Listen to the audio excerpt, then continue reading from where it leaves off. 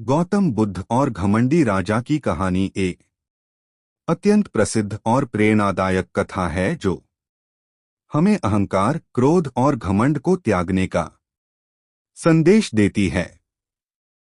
यह कहानी गौतम बुद्ध के जीवन के महत्वपूर्ण घटनाक्रमों में से एक है, जिसमें उन्होंने एक घमंडी और अहंकारी राजा को आत्मज्ञान और विनम्रता की ओर मार्गदर्शन किया। बहुत समय पहले उत्तर भारत में एक शक्तिशाली और समृद्ध राजा राज कर रहा था। उसका नाम राजा अजातशत्रु था।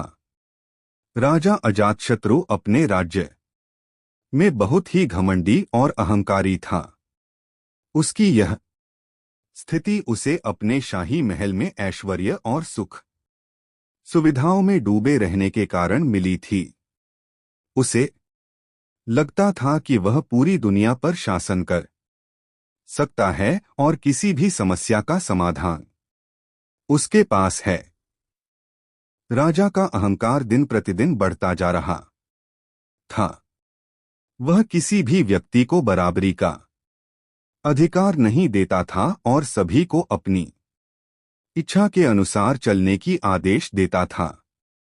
वह अक्सर अपने दरबारियों से कहता, मैं इस राज्य का सबसे शक्तिशाली और समृद्ध राजा हूं और मुझे किसी भी व्यक्ति की सलाह की आवश्यकता नहीं है। राजा के इस घमंड और अहंकार से उसके राज्य में असंतोष फैलने लगा। लोग उसकी जटिलताओं और अव्यवस्थाओं से परेशान थे।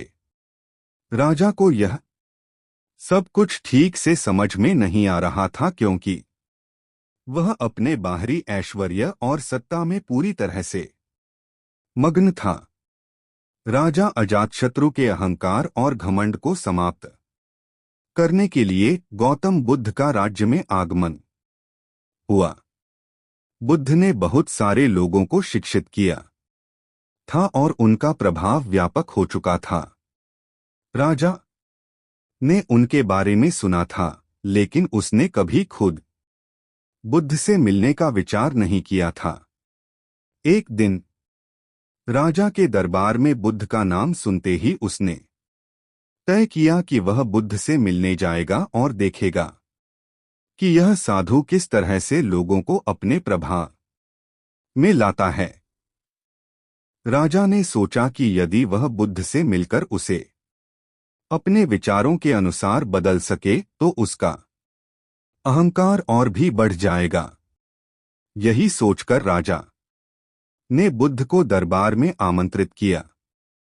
गौतम बुद्ध जब राजा के दरबार में पहुंचे तो उन्होंने देखा कि राजा अजातशत्रु अपने शानदार महल में बैठा हुआ है, लेकिन उसके चेहरे पर संतोष या आंतरिक शांति का कोई संकेत नहीं था।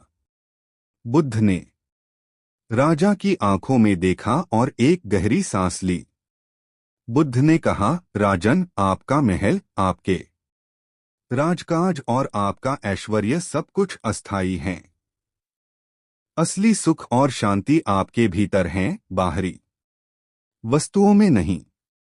राजा ने बुद्ध की बातों को अनसुना कर दिया और कहा, तुम्हारे शब्दों में कोई महत्व नहीं है, क्योंकि मैं ही इस राज्य का सबसे शक्तिशाली और समृद्ध व्यक्ति हूं। तुम मुझे क्या सिखाओगे? बुद्ध मुस्कुराए और बोले, राजन, क्या तुमने कभी ध्यान से सोचा है कि यह शक्ति और ऐश्वर्य कभी भी समाप्त हो सकते हैं? क्या तुमने कभी यह महसूस किया है कि तुम्हारे राज्य की संपत्ति और सत्ता सच्चे सुख का कारण नहीं हो सकती? राजा अजातशत्रु ने हंसी उड़ाते हुए कहा, तुम्हारे विचारों से मैं बिल्कुल भी प्रभावित नहीं हूं। मैं ही इस राज्य का राजा हूं और मैं हर किसी पर शासन करता हूं। बुद्ध ने अपनी उपदेश की शुरुआत की। उन्होंने राजा से कहा, राजन, क्या तुमने कभी किसी अन्य व्यक्ति की पीड़ा या दुख को महसूस किया है? क्या तुमने कभी किसी गरीब या दुखी व्यक्ति से बात की है? क्या तुमने कभी उनकी समस्याओं का समाधान किया है? राजा अजातशत्रु ने उत्तर दिया, मैं अपने राज्य में सब कुछ नियंत्रित करता हूं, लेकिन मुझे दूसरे लोगों के दुख की चिंता नहीं है। बुद्ध ने कहा, तुम्हारे राज्य में तुम्हारे आदेशों से सब कुछ चल सकता है, लेकिन तुम अपने भीतर के अहंकार और क्रोध को नियंत्रित नहीं कर सकते। असली शक्ति यही है कि तुम अपने भीतर की शांति को पहचान सको।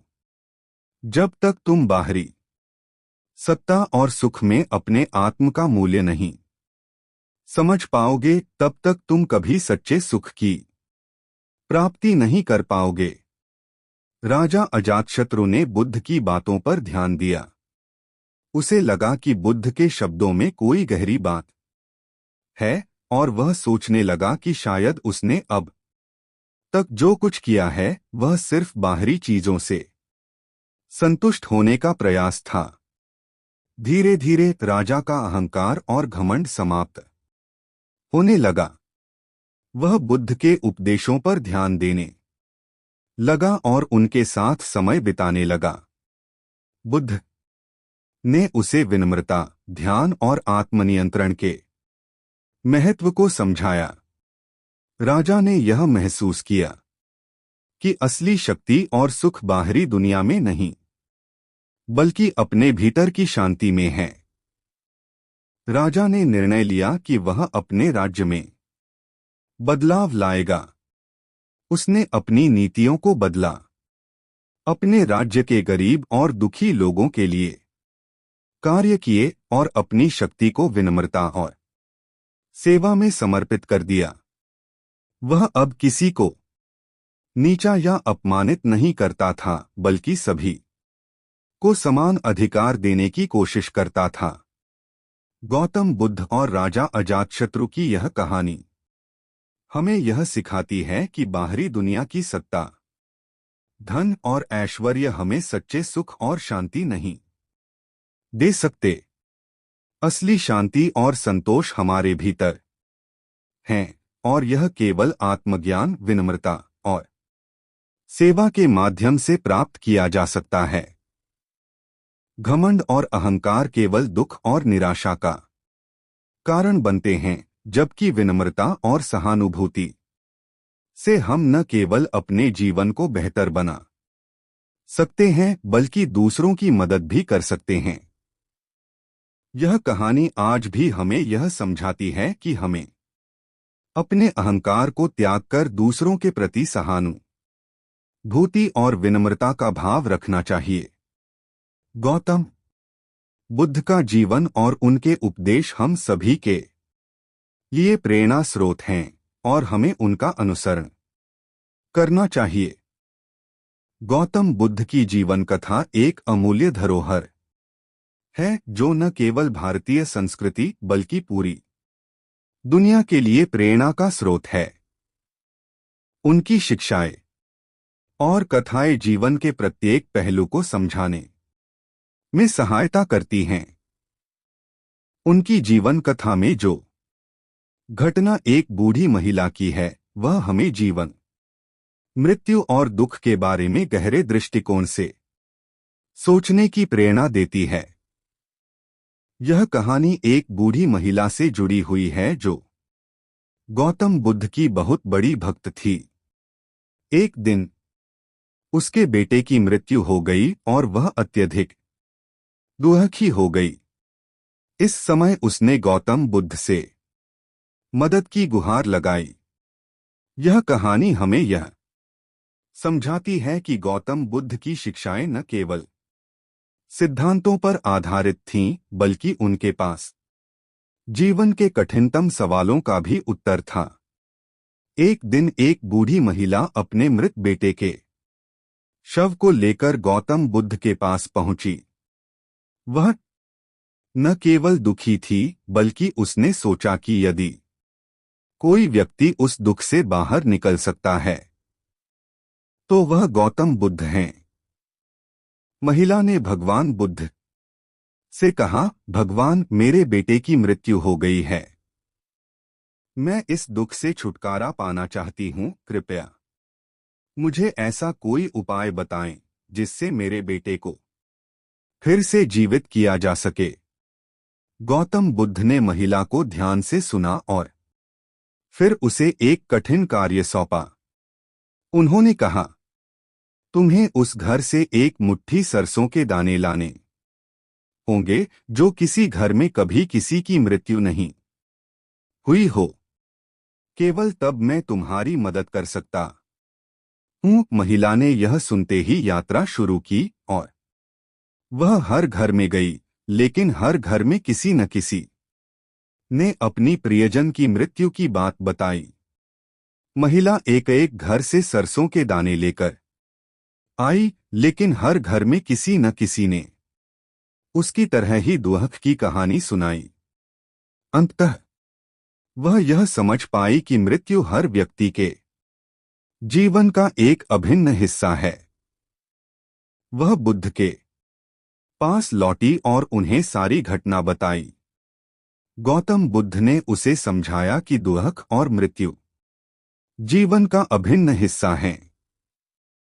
सभी को किसी न किसी रूप में दुख का सामना करना पड़ता है, और यह समझने से ही हम दुखों से पार पा सकते हैं।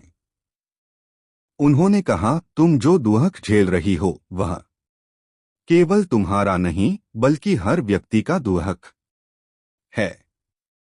जीवन के हर पक्ष में दुख और दुखों का अभाव दोनों रहते हैं, लेकिन यही जीवन का सत्य है।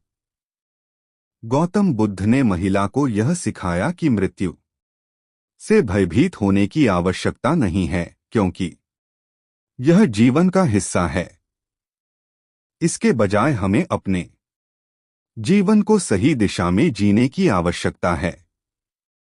मृत्यु एक अंत नहीं है बल्कि एक परिवर्तन है जो हमें जीवन के महत्व को समझने का अवसर देता है।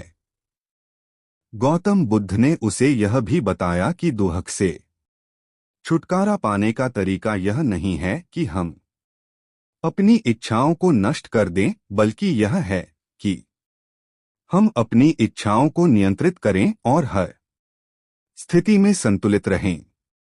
उन्होंने महिला को धैर्य और आत्मविश्वास के साथ जीवन जीने की सलाह दी, जिससे वह अपने दुख से उबर सके। गौतम बुद्ध ने यह शिक्षा दी कि जीवन में दुख की स्थिति में होने के बावजूद हमें दुख से मुक्ति पाने का प्रयास करना चाहिए। जीवन का उद्देश्य केवल सुख की प्राप्ति नहीं है, बल्कि दुख और सुख दोनों को संतुलित रूप से समझना है। गौतम बुद्ध के अनुसार सच्चा सुख तब मिलता है जब हम दुख को स्वीकार कर लेते हैं और उसे अपने जीवन का हिस्सा मानते हैं। महिला ने बुद्ध की बातों को आत्मसात किया और यह समझा कि जीवन की सच्चाई को समझने से ही वास्तविक शांति प्राप्त होती है। वह अब अपने बेटे की मृत्यु के बाद भी संतुलित और शांतिपूर्ण जीवन जीने की ओर अग्रसर हो गई। यह कहानी न केवल यह सिखाती है कि दुख और मृत्यु जीवन का अनिवार्य हिस्सा है, बल्कि यह भी बताती है कि इन स्थितियों का सामना कैसे करना चाहिए। गौतम बुद्ध के ज्ञान और शिक्षाओं ने उस महिला को न केवल दुख से मुक्ति दिलाई, बल्कि जीवन को एक नया दृष्टिकोण भी दिया। इस घटना से यह भी प्रमाणित होता है कि गौतम बुद्ध का उद्देश्य केवल धर्म की शिक्षा देना नहीं था, बल्कि उन्होंने हर व्यक्ति को जीवन के कठिनतम सवालों का उत्तर देने का मार्ग भी दिखाया। उनकी यह शिक्षा हमें यह सिखाती है कि जीवन में होने वाली कठिनाइयों और दुखों को समझकर और उनका सामना करके ही हम मानसिक शांति प्राप्त कर सकते हैं। यह कहानी आज भी हमें यही सिखाती है कि जीवन में हमें अपनी परिस्थितियों के अनुसार संतुलन बनाए रखना चाहिए और आत्मनिरीक्षण से ही हम जीवन को सही दिशा में जी सकते हैं।